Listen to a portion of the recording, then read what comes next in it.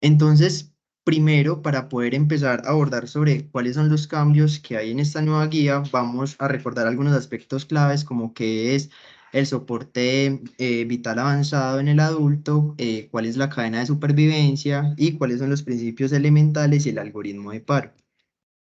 Entonces, cuando nosotros hablamos de soporte vital avanzado, vamos a hablar sobre todas esas medidas que están encaminadas a contrarrestar la causa de paro cardiorrespiratorio y de esta manera lograr el retorno de la circulación espontánea en el paciente. Es muy importante saber que el paro cardiorrespiratorio puede presentarse en dos grandes escenarios, entre los cuales tenemos el intrahospitalario y el extrahospitalario. Y también tenemos que saber que además de que puede presentarse en esos dos escenarios, saber como cuál es la principal etiología en los pacientes que presentan el paro. Principalmente el de origen cardíaco va a ser entre el 50 y el 60% de los casos, siendo este el más frecuente, y se va a presentar principalmente por arritmias, por falla cardíaca o por un infarto agudo de miocardio. Ese es el paciente que vemos pues que colapsa súbitamente. Y tenemos también entre un 15 y un 40% las causas de origen no cardíaco, que estas principalmente son las ventilatorias y acá tenemos la falla respiratoria. Vale la pena pues aclarar que estas causas son principalmente en el adulto, porque cuando hablamos del niño, pues lo que va a ir en la cima pues van a ser las causas ventilatorias. Tenemos entonces acá las cadenas de supervivencia, que antes eran pues 5 eslabones y ya son 6. Es muy importante pues como la intrahospitalaria y la extrahospitalaria. La intrahospitalaria siempre va a empezar por la prevención y el reconocimiento del paro cardiorrespiratorio. Luego entonces la activación del sistema de emergencias o cantar pues el código azul, empezar las maniobras de RCP de alta calidad, la desfibrilación siendo el eslabón más importante, sobre todo en los ritmos desfibrilables, los cuidados posparo y la recuperación. Y en el extrahospitalario entonces tenemos la activación del sistema de emergencias, iniciar las maniobras de RCP, la desfibrilación en caso de que tengamos un DEA, la resucitación avanzada, los cuidados posparo y la recuperación. Entonces, ante un paro cardiorrespiratorio, lo primero que debemos de realizar es reconocer el estado de paro cardíaco.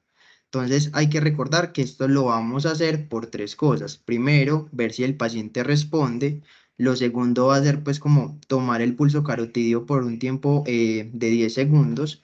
Y lo otro, mirar si el paciente respira, que eso lo vamos a hacer pues con la maniobra MES, que es lo de miro, escucho y siento. Luego de que el paciente no responde, no tiene pulso y tampoco respira, entonces vamos a activar el sistema de emergencias médicas. Iniciamos las maniobras de reanimación cardiopulmonar básicas y procuramos por una desfibrilación temprana en caso de estar indicada. Lo más importante y el punto de partida para iniciar, pues como las maniobras de RCP de alta calidad y avanzada, es la identificación del ritmo cardíaco. Intraparo lo más pronto posible. Entonces acá es muy importante pues saber que tenemos dos grandes ritmos de paro, que tenemos los desfibrilables y los no desfibrilables. Cuando nosotros hablamos de los desfibrilables, hablamos de la fibrilación ventricular y de la taquicardia ventricular sin pulso. Y cuando estamos hablando de los no desfibrilables, entonces vamos a hablar de la actividad eléctrica de impulso y de la sistolia. Hay que tener en cuenta que el 80% de los ritmos que vamos a encontrar intraparo van a ser los no desfibrilables. Y por eso es muy importante reconocer las causas reversibles de paro, que son las 5H y las 5T. Entonces, antes de empezar a hablar sobre los medicamentos, les queríamos pues como traer el algoritmo y recordarles pues como muy bien el algoritmo para poder aprovechar pues la siguiente parte de la charla. Entonces, cuando vemos que un paciente está en paro cardiorrespiratorio, entonces lo primero pues es siempre pues ven oxígeno monitor, iniciar las maniobras de RCP y verificar si el ritmo es desfibrilable o no es desfibrilable. En caso de que sí sea desfibrilable, entonces vamos a dar una primera descarga, luego vamos a hacer RCP por 2 minutos y luego vamos a volver a ver si el ritmo es desfibrilable o no es desfibrilable. En caso de que sea desfibrilable, pues se da la segunda descarga y vamos a empezar con la epinefrina. que la epinefrina, pues la vamos a dar un miligramo mililitro cada 3 a 5 minutos acompañado de un bolo de 20 cc de solución salina y vamos a elevar la extremidad. Luego de que ya iniciamos la epinefrina, pues y ya pasaron los 2 minutos, pues vamos a volver a ver si es desfibrilable o no. Y en caso de que sea desfibrilable, pues entonces vamos a dar la tercera descarga y vamos a empezar con la amiodarona o la lidocaína, que más adelante vamos a hablar de ellas dos. En caso de que desde el inicio el paro no tenga un ritmo desfibrilable, entonces va a tratar después de una actividad eléctrica sin pulso o una sistolia, entonces vamos a iniciar la epinefrina desde el inicio y vamos a identificar las causas reversibles de paro. Entonces, esta es la guía en la cual nos basamos para mostrarles como cuáles son las cosas que han cambiado y cuál es la evidencia de cada una de las recomendaciones que nos dice pues la AHA. Estas son las actualizaciones de las directrices de la Asociación Americana del Corazón para la Resucitación Cardiopulmonar y la Atención Cardiovascular de Emergencia. En esta primera parte nosotros les vamos a hablar principalmente de cuáles son los medicamentos vasopresores durante el paro cardíaco, cuáles son los medicamentos no vasopresores durante el paro cardíaco, el RCP extracorpórea y vamos a hablarles sobre la intervención coronaria percutánea después del paro cardíaco. Entonces, para iniciar con los medicamentos vasopresores durante el paro cardíaco, vamos a empezar a hablar de la epinefrina antes de hablar de la evidencia. La epinefrina pertenece a una clase de medicamentos llamados los agonistas alfa y beta adrenérgicos que van a ser los agentes simpático-miméticos. Acá principalmente sabemos que la epinefrina tiene un mecanismo de acción tanto alfa como beta. El alfa lo que va a hacer es que va a aumentar la frecuencia cardíaca, va a aumentar el gasto cardíaco y también aumenta la circulación coronaria y tanto la perfusión cardíaca como cerebral. Y el efecto beta va a provocar una relajación de la musculatura lisa bronquial. Entonces, se ha planteado la hipótesis de que la epinefrina tiene efectos que son muy beneficiosos durante el paro cardíaco, principal debido a sus efectos alfa-adrenérgicos, pero no tan beneficiosos por los efectos beta-adrenérgicos. Y por eso es que han hecho tantos estudios para comprobar pues como la eficacia de la epinefrina durante el paro. ¿Por qué? Porque según los efectos alfa-adrenérgicos va a permitir que aumente la perfusión coronaria y cerebral durante el paro cardiorrespiratorio. Sin embargo, por los efectos beta-adrenérgicos hay un aumento de la demanda miocárdica de oxígeno, hay una disminución de la perfusión subendocárdica y también puede ser proarrítmico. Sin embargo, en los estudios que hicieron, que fueron dos ensayos clínicos aleatorizados, en los que se incluyeron 8.500 pacientes y también en revisiones sistemáticas y metaanálisis, eh, pudieron concluir que la epinefrina aumentó significativamente el retorno de la circulación espontánea y la supervivencia hasta la alta hospitalaria. Sin embargo, no aumentó la supervivencia con un resultado neurológico favorable o desfavorable a los 3 meses. Entonces, acá nos empezamos a preguntar, entonces, ¿cuál es el papel de la epinefrina en el paro cardiorrespiratorio? Se hicieron estos dos estudios. En este artículo nos dicen que sugieren mejores resultados cuando la epinefrina se administra antes y la menor supervivencia con resultados neurológicos favorables en los ensayos disponibles pueden deberse en parte al tiempo medio de 21 minutos desde el paro hasta la recepción de la epinefrina.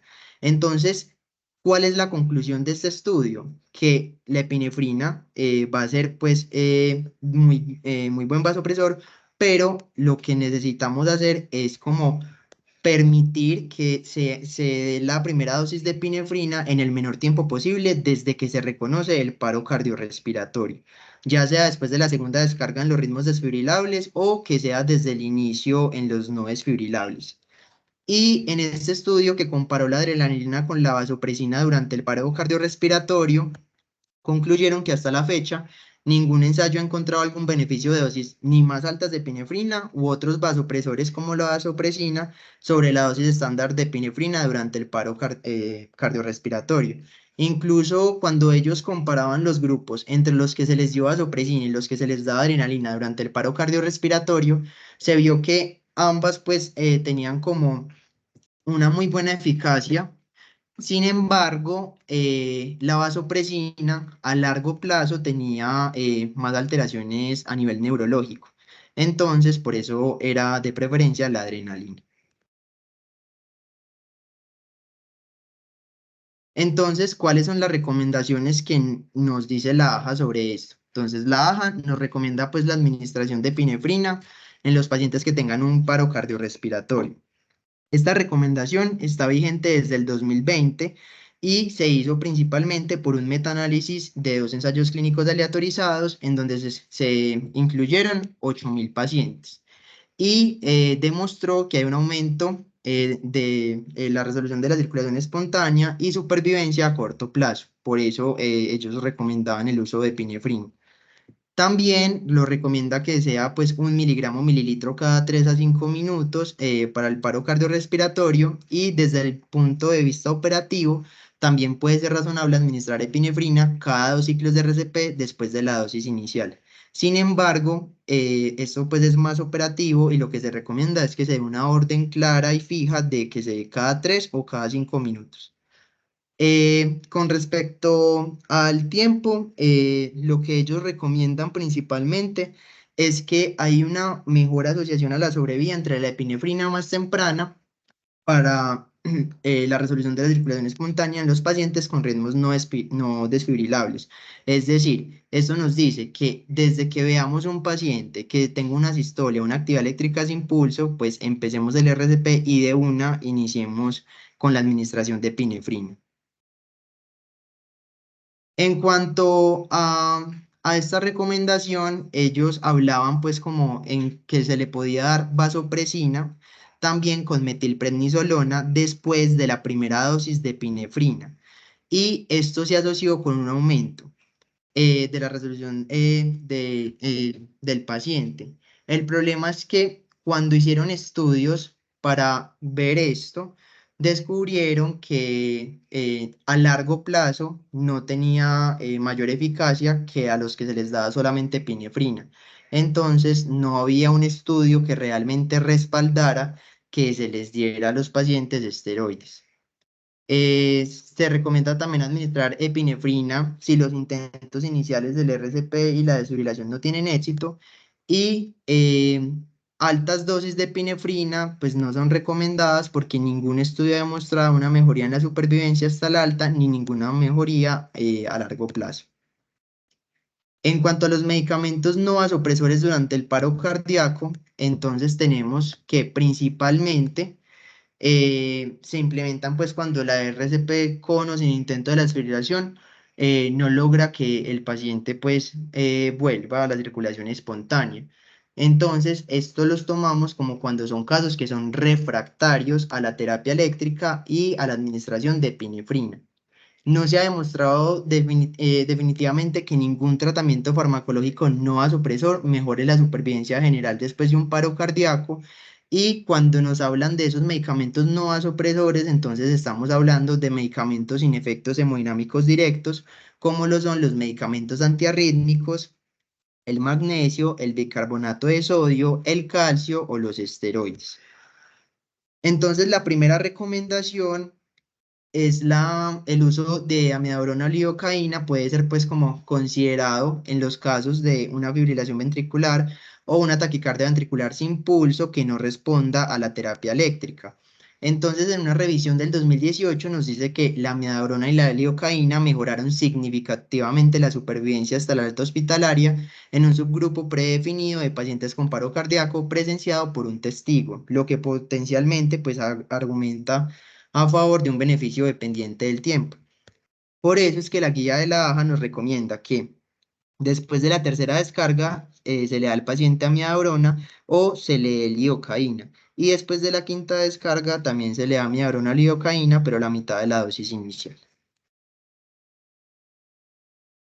En cuanto a los otros medicamentos, entonces, principalmente no hay certeza de que el uso de esteroides sea benéfico.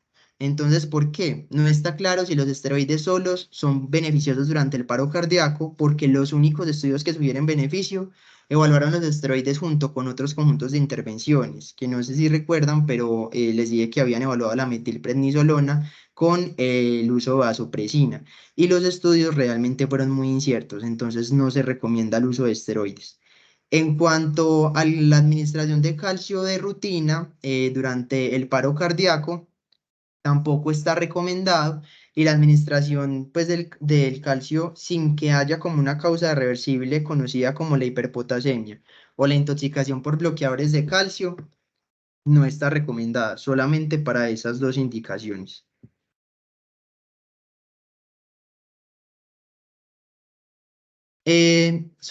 Tampoco la guía tampoco recomienda como el uso del bicarbonato de sodio para los pacientes con paro cardiorrespiratorio, porque no hay pruebas de que la administración rutinaria de bicarbonato de sodio mejore los resultados en el paro cardiorrespiratorio, y la evidencia pues también sugiere que podría empeorar la supervivencia y la recuperación neurológica. Principalmente, solamente lo utilizamos cuando tenemos una de las causas reversibles, que en este caso pues sería la hiperpotasemia. Y el uso de magnesio para el paro cardiorrespiratorio tampoco se encuentra recomendado de rutina. Entonces, en los estudios que han hecho, no han encontrado que el magnesio mejore el retorno de la circulación, ni la supervivencia o el resultado neurológico a largo plazo. Entonces, la guía nos dice, no lo use de rutina, pero sí lo puede utilizar solo cuando tengamos puntas torcidas. Perfecto, Andrés, muchas gracias. Yo voy a continuar por este lado, voy a compartir yo pantalla de saber por qué, porque voy a mirar a ver si puedo organizar unas cositas ahí que les quiero señalar y resaltar. Listo, también un segundo, ya comparto yo la pantalla.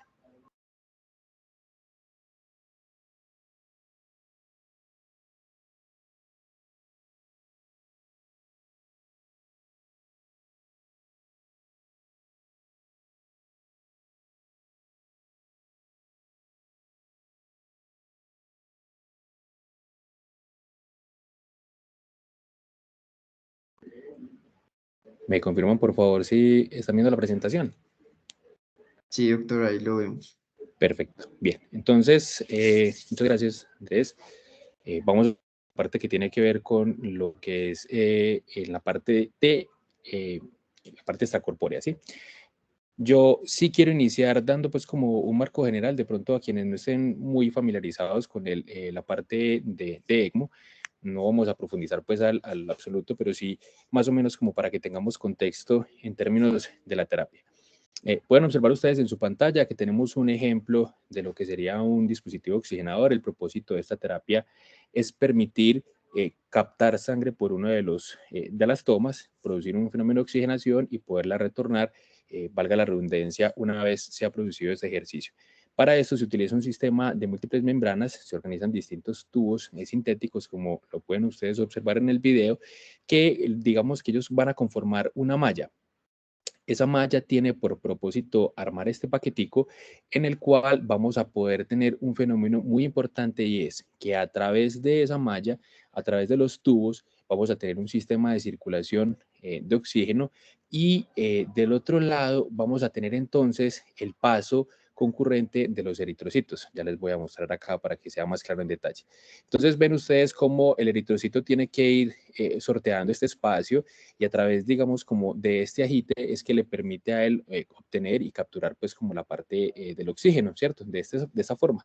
Entonces podemos ver cómo los tubitos de la membrana permiten que pase el oxígeno y poder hacer el trabajo pues como en cierta medida, de lo que hace la función del pulmón. Pero además de eso, como estamos captando un volumen y lo estamos pasando por un circuito externo, también tiene una capacidad y una oportunidad muy importante en cuanto al soporte que ofrece al sistema cardiovascular. Teniendo eso en mente, podemos decir entonces que a grandes rasgos, sabiendo que existen otras formas y otras configuraciones, tenemos que el ECMO podemos tener una configuración venoarterial y otra que es venovenosa. De la venoarterial, que es en la que nos vamos a concentrar en este momento, da un apoyo tanto respiratorio por este ejercicio de oxigenación que nos permite, pero también hace una asistencia hemodinámica, justamente por lo que veíamos de la relación del volumen. Que es importante tener en cuenta que requiere canular dos vasos de gran calibre, uno, en este caso, como vemos el nombre venoarterial, una vena de gran calibre y una arteria de gran calibre, casi siempre se logra pues como a nivel femoral, y más si lo vamos a pensar en términos de reanimación, entonces implica pues que hay que contar, como vamos a ver enseguida en las características, con un equipo que pueda hacer este proceso de canulación, que ya de por sí el paciente que no está en paro tiene sus bemoles y su importante significancia en términos operativos y logísticos. ¿Qué nos trae de recomendación particular la guía? Cuando vemos la fragmentación de lo que ellos nos dicen, es en primera instancia, es que desde hace unos años venimos hablando del ECMO en términos de pacientes con paro cardiorrespiratorio. Entonces nos dice en esencia que podemos considerar el uso del ECMO acoplado a la reanimación en pacientes seleccionados. Si vemos el nivel de evidencia, esa recomendación 1, 2A, BR, la conclusión es, hombre, consideramos que la intervención es razonable, pero tiene sus detalles importantes a tener en consideración y que es poca la información en términos epidemiológicos, por así decirlo, para decir, vea, es que tenemos toda la certeza para decir es la mejor alternativa.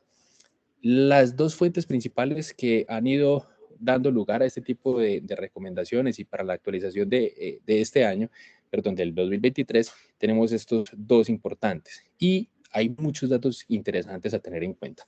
¿Qué quiero que consideren? En primera instancia, los pacientes que se captaron inicialmente fueron extrahospitalarios.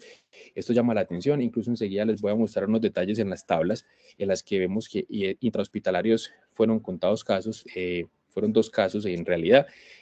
La condición de base es que sean ritmos desfibrilables y tenemos la descripción de lo que es refractario, que es que hayan recibido 3 descargas y que se haya empleado el vasoactivo y el antiarrítmico. Y además de eso, una característica fundamental es que ellos en la descripción hablan de un traslado menor a 30 minutos y quiero que profundicemos enseguida, les voy a mostrar con las tablas el peso tan importante que tiene el tiempo.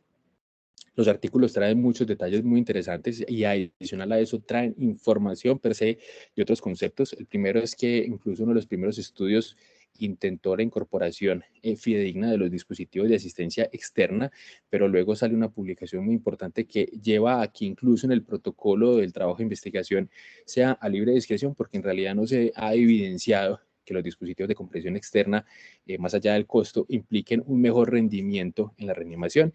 Y este dispositivo, que es uno diseñado para lo que es el control hipotérmico, más que todo a nivel de sistema nervioso central, que también se descontinuó y por eso los pacientes no siguieron siendo reclutados mediante el uso de este dispositivo. Les mencionaba que las tablas traen unos datos muy importantes y yo los invito a que de pronto después con tiempo revisen estas tablas tan interesantes porque tienen un planteamiento muy claro en términos de tiempo. Como ustedes pueden observar en la parte de la columna izquierda, vamos, este es uno de los estudios, este es el otro trabajo, vemos que hay un seguimiento muy estrecho en términos de tiempo. En cualquiera de los casos, estamos viendo que el tiempo de respuesta se cuenta desde la notificación del evento y el máximo, todo el trayecto, como ustedes pueden observar en la tabla, implica que los pacientes se están canulando a los 30 minutos. Esto implica un detalle fundamental y es que en nuestro entorno hay que considerar entonces que el ejercicio de la canulación se prevé desde el ámbito prehospitalario, es decir, miren ustedes qué detalle tan importante en la cual hay una vinculación muy importante entre lo que es la atención prehospitalaria y la intrahospitalaria, donde la presencia de la ambulancia y la oportunidad para llegar es fundamental, que la cánula casi que tiene que estarlos esperando para poder que la estrategia sea fidedignamente exitosa. Hay unas discriminaciones muy interesantes, incluso en relación a los sitios donde ocurre el evento, donde se hace la atención y, por ejemplo, donde se presentan, ¿cierto? Que podemos discriminar esa presencia de los eventos que son extrahospitalarios, donde ocurren de forma más frecuente. El otro ítem que es importante que se revise en esta guía es la intervención coronaria percutánea. Este sí ya tiene un lastre más largo en el tiempo, se ha trabajado por mucho más rato y si repetimos el mismo ejercicio de evaluar la indicación, qué clase de recomendaciones y ese nivel en el que está, tenemos entonces lo que sí viene siendo claro y viene siendo fidedigno hace mucho rato, es en términos de la indicación de realizar una coronariografía posterior a la reanimación cuando tenemos elevación de segmento ST. Digamos que ha sido como la recomendación más sólida y persistente en el tiempo, por la que ha demostrado ese beneficio tan amplio y tan importante en términos de la reanimación para el éxito del paciente. Definitivamente al inicio estábamos claros que era solamente el ST, habían unas consideraciones que ya vamos a ver a continuación en los pacientes no ST y vamos a profundizar en esta guía finalmente en otras condiciones particulares con algunos apoyos adicionales. Entonces resulta que estos estudios, que todos tienen nombres muy bonitos, que se los dejo ahí, 4 estudios muy importantes, llegan a una conclusión fundamental y es que nos dicen, venga, en pacientes sin elevación del ST hay unas condiciones particulares, pero ojo, un detalle importante al momento de realizar estos estudios, en realidad es porque estos pacientes tuvieron y fueron excluidos y por eso sabemos que en ellos probablemente es una recomendación importante de llevarlos a cateterismo. Entonces los pacientes que cursen con choque, que tengan inestabilidad eléctrica, que además de eso tengamos evidencia de daño del corazón y que persiste ese daño, entonces son pacientes que son para considerar en el riesgo de que tengan probablemente enfermedad coronaria, candidatos muy susceptibles de poderlos llevar directamente. Hay otro punto que es una bemol mucho más difícil y es que resulta que hay otra indicación que dice independientemente de estado neurológico. Entonces aquí tenemos el mayor punto álgido. ¿Por qué? Eventualmente, en tanto la consideración de los pacientes que tienen ST o que no tienen ST, pero como veamos, tienen factor de riesgo para tener una enfermedad coronaria importante y que cursen con situaciones especiales como inestabilidad hemodinámica, eléctrica, son candidatos para llevarlos. Llega y entra entonces en curso los pacientes que tienen alteración del estado de la conciencia y es más difícil definir entonces en ellos si son candidatos o no para llevarlos a cateterismo. Es una población en la cual cuando vemos los registros y los estudios, miren que a pesar de que aparece esta indicación, su fuerza, su nivel de evidencia no es la más sólida para uno considerar que esos pacientes deben de ser llevados directamente a cateterismo y a coronariografía. De ahí como el peso de saber que tenemos ya una referencia, pero que todavía hay mucha discrepancia entre los autores y los investigadores como para recomendar plenamente esta indicación y creo que ha sido uno de los puntos incluso de mayor controversia que se han venido presentando del 2020 para la fecha más o menos. Además, hay que tener en cuenta entonces que hay que analizar esto aterrizado a nuestro contexto. ¿Por qué? Porque tenemos que tener en cuenta tanto la parte que veíamos de la circulación extracorpórea como los pacientes que puedan o no requerir cateterismo, el acceso a la coronografía y también si son razón o indicación para proceder con un traslado, sea regulado o no regulado. Y eso es una implicación muy importante para nuestro entorno y que debemos de tener en cuenta para ajustar e individualizar la toma de decisiones. Esos son los 4 ítems que teníamos Andrés y yo para presentarles. Estoy atento